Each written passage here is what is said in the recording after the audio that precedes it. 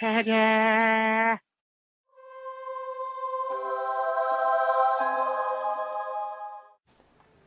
For this 3-minute rules, we will be looking at movement and basic movements.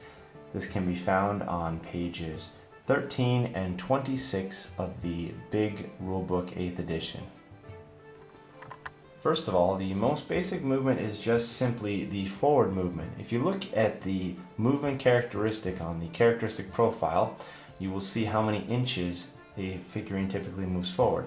In this case, we have our high elf archer here with a movement of 5 inches. So a normal movement would just simply be 5 inches straight ahead, like so. In addition to the normal move, there is also the possibility of doing a march move.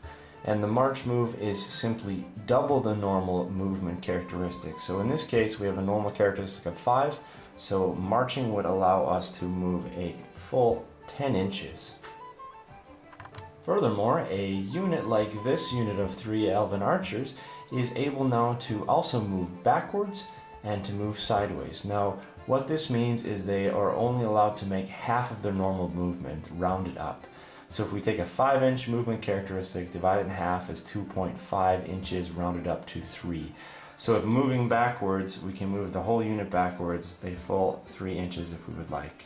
The same goes for moving sideways. We would move 3 inches sideways. One additional thing we should mention here is the 1-inch rule, is that in moving, we are allowed to move within 1 inch of friend, foe, or impassable terrain. For example, this rock, if we designate that as impassable terrain. So unless you're charging, you will always need to remain 1 inch away when you move up to something. And one final note, if you are in fact moving, you should be aware that for most figurines, most of the time they cannot march and shoot. So be aware of that. Unless you are special, like fast cavalry, where you can in fact march and shoot, be aware that if you march, your weapons will be holstered and you will not be able to shoot later in the shooting phase. In addition, some weapons, like the dwarven handguns, are move or fire, so any movement at all means you cannot shoot in that turn. Be aware of that when you are making your movements. And with that, we conclude our discussion of basic movement. Thank you for joining us here at Great Army Gaming, where great can always play.